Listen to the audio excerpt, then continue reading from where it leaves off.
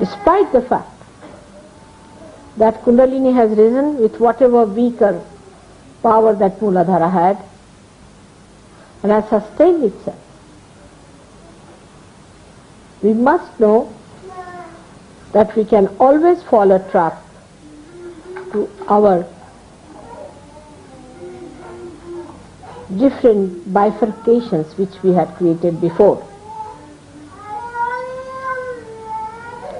It's a very serious matter that the Mooladhara chakra has been really shattered, and we have created pathways into which our attention can go if we are not very careful.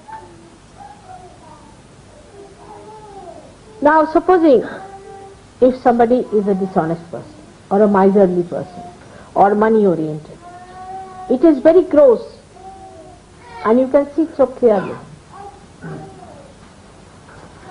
You see yourself and you get shocked, why did I say such a thing? Why did I do such a thing?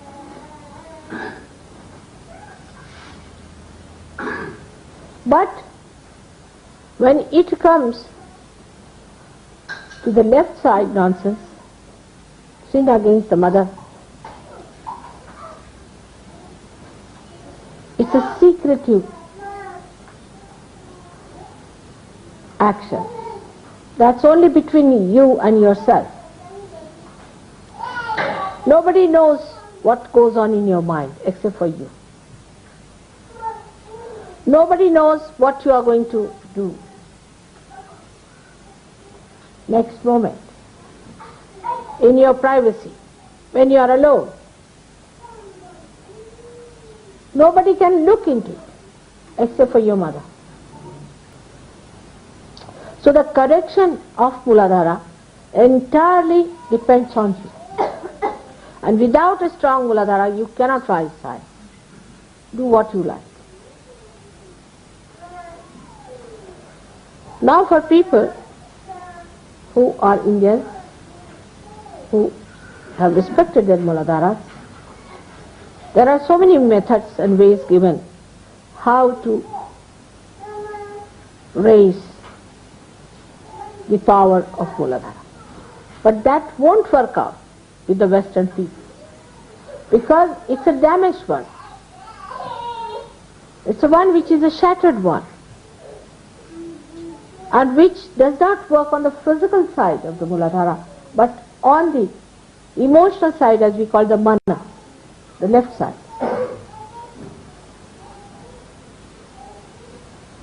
So, even you may not talk in that way, but your mind is still in that realm, and you still think on that realm. Even mentally, you are in it, or you are seeing things, wanting to see such things, wanting to enjoy such things. That lurking attraction is still there, your Mooladhara cannot stand it. We have to realize that I am talking to Western people. I would not say the same to the people from India. So now we have to work out much harder to be on the watch out, to deal with yourself, as it is more a mental activity. Mental meaning, I mean the emotional side. You have to watch your mind. In English it's a very funny word, mind is. But mana, through which we cater to our emotional side, to our desires. Where is it going? Where is this movement of our mind? What is it doing? You have to stand against your mind, stand against your desires, or you can face it and see for yourself clearly what's happening. It's for you to decide. Nobody is going to correct you on this point. It is in thoughtless awareness you can combat the thoughts that come to you from wrong type of Mooladhara. Maybe some of you have got boots on your Mooladhara. And we have some physical treatment for such boots also, which I'll tell to come in sometimes, which you can ask. But you cannot always say that it is a bhoot and I'm alright, I'm away from the bhoot. You are not. Whenever you say I have a bhoot means you yourself, you are siding with the bhoot.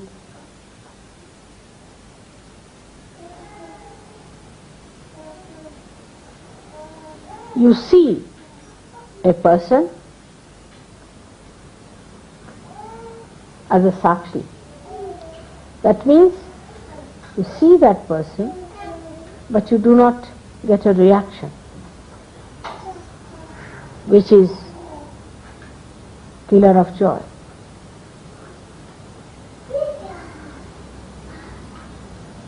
You yourself can feel your Mooladharas very well. You can feel it on your fingertips also, and be alert about it. If you want to be kind to yourself, know that you have to divert your attention towards a sane married life. But also that should not be too much, because what I have learned now, that in the West people have devised methods of transferring their attention from one person to another. Mental acrobats of different types they have devised to destroy their pure attention. Don't play on to these.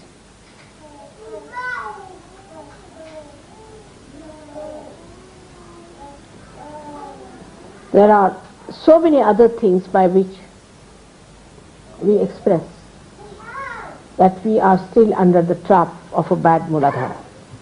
The way you dress up, the way you walk, the way you sit, the way you talk, the way you behave, to impress other people and to be impressed by other people in Sahaja itself. The only impression that should really work is the height of ascent that others have achieved. You can do it, it's not difficult. When the Kundalini can rise with all such shattered Mooladharas, I'm sure you can cure your Mooladhara completely. But your question is first of all of strengthening the Mooladhara, for which I think you all have to go into a kind of a tapasya. That's why I say sometimes that the Western people should take less of meat, especially the red meats and beef and horses and dogs and I don't know what else you eat.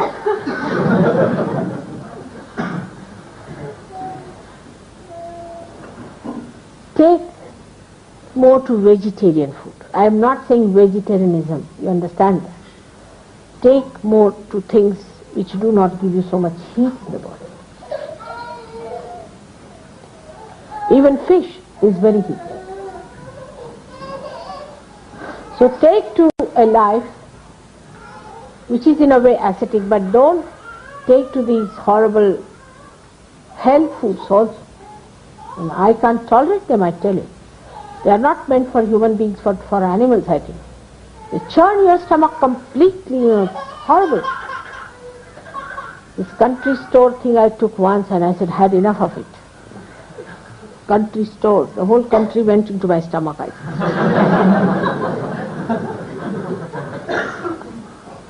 So for you people, You have to go. Those who are suffering from Mooladhara must know that food does make a difference in the powers of Mooladhara. So if you have to get it cured, first of all, you have to soothe it down. It is overexcited. Overexcited. Any man you touch, any woman you touch, woman you look at, I just don't understand. It's worse than monkeys.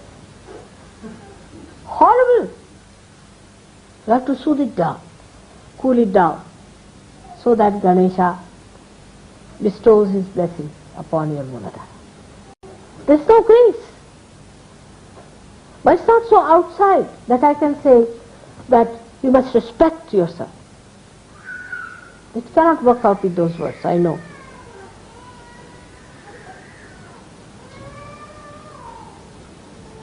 You have to sit down, do meditation, and try to soothe it down.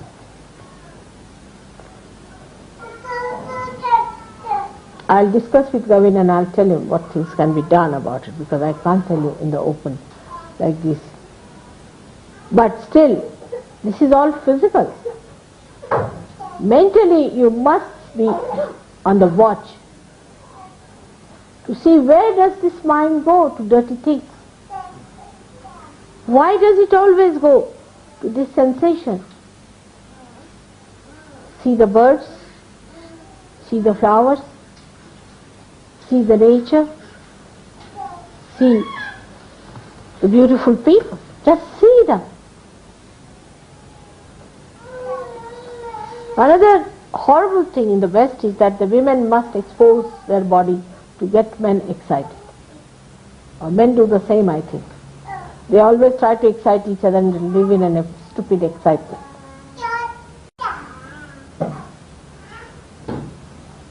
You have to expose beautiful things like flowers, beautiful ornaments. All right. But you are not a thing. It's your private.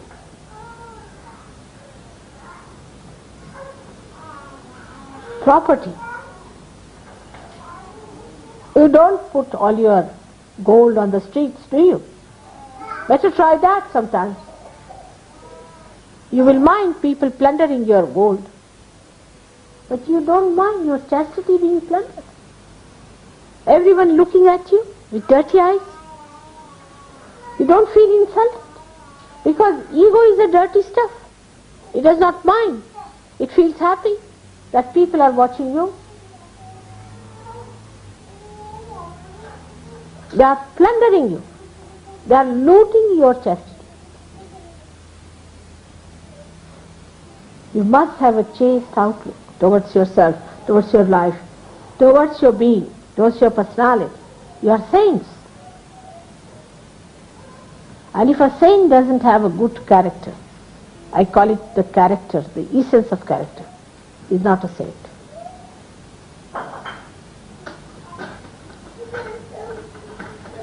So this purity has to be maintained. There cannot be any compromise on that. You cannot hit at the roots of everything. If it works out in a collective way, nobody cheats oneself, nobody deceives oneself, and puts the mind into right track of ascent, thinking about the ascent, how you are going to rise, thinking of the moments when you had the joy, thinking of the day when you met me first, thinking of all the other beautiful and holy things. Your mind can be cleansed. And whenever such a thought comes in, you have to say, not this, not this, not this. It's more mental than physical, I think. I know it's difficult, but if you can get realization, why not this also? You all have to understand that there is no compromise on this. And a day may come, if you continue with it, you will be thrown away completely, just like any other devil is thrown out. So there is no compromise. Tell yourself, don't deceive yourself, don't cheat yourself. You cannot ascend. If there is any lurking thing within you, you will be dragged down, because that's your weakness. You will become weaker and weaker and weaker. Only question is, where is your attention? Divert. Divert your attention. First you will need some exercise, some effort, and afterwards it will come automatically. You won't have to exert. You won't have to worry. On the contrary, it will become impossible how to be otherwise. So much conditioning is there. We have played into the hands of conditioning. We have ruined ourselves. This conditioning is the subtlest of all and the worst of all. It's impossible to combat in Sahaja Yoga, unless and until you individually take up the responsibility of looking after it.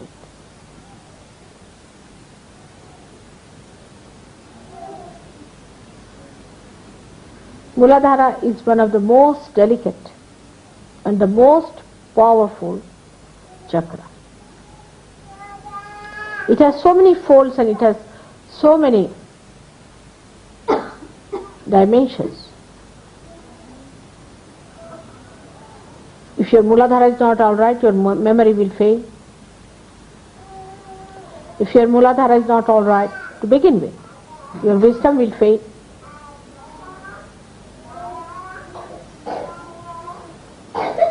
You will have no sense of direction. The insanity that is now crawling up in America before they become 40 years of age is because their Mooladharas are around. Most of the diseases which are incurable come because of weak Mooladharas. On the physical side. On the mental side, most of the mental problems, disorder, most, I would say 90% are due to weak Mooladhara. If a person has a strong Mooladhara, powerful Mooladhara, it doesn't get into trouble. Because you know there's a very strong hold of that Mooladhara on the back here. And when your mind goes off, you blame the brain. It's not the brain. Mostly it is the Mooladhara. So for physical safety and for your emotional safety also, you have to have a same type of attitude towards Mooladhara. Yeah. Books, ideas, everything creates this horrible, excitable temperament. Such a person doesn't have any patience, doesn't have any balance. Actually is hypocritical and has a very bad left Vishuddhi. So many complications take place with it. Before realization, forget the past. Whatever you have done, forget it. Just don't worry. But remember one thing, that you have damaged your Mooladhara, so you have to look after it. You have to soothe it down. You have to bring it to normalcy. We talk of innocence, but to awaken innocence within ourselves, we must be on the full watch, on the full alertness about our minds. What is it thinking? Where is it going? Where is this thief going? Is he trying to do some tricks? Is he up to some tricks? All right. You have to be alert, very alert. I've been thinking of talking about it since long. But now I have to tell you one thing, that you'll be exposed. That is another quality of Mahamaya. She'll expose you. You'll be exposed if you try to play tricks with me. With me means with your Kundalini. If you try to play tricks with your Kundalini, you'll be exposed. And you'll be ashamed of yourself. So please be careful, very careful about it, that you again make your Mooladhara very healthy and powerful. May God bless.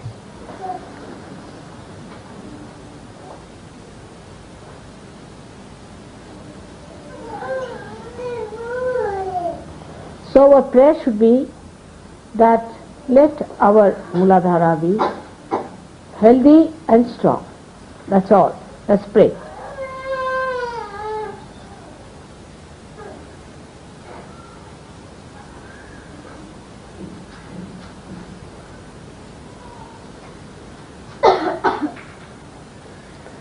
Certain exercises for Mooladhara I will explain to Naveen, who is your leader in English. Then he will pass it on to you. It should be done verbally. It should not be written down.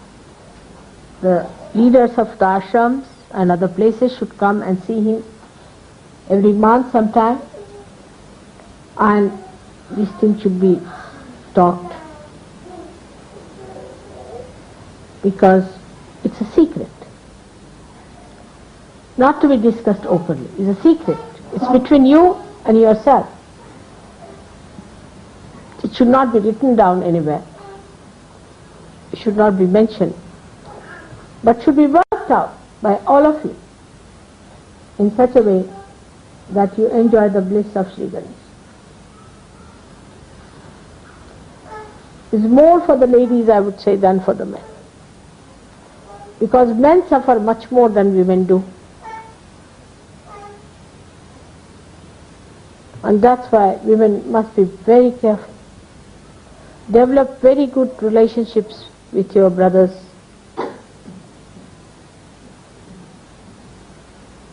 Unless and until you really establish your high character, men cannot be improved.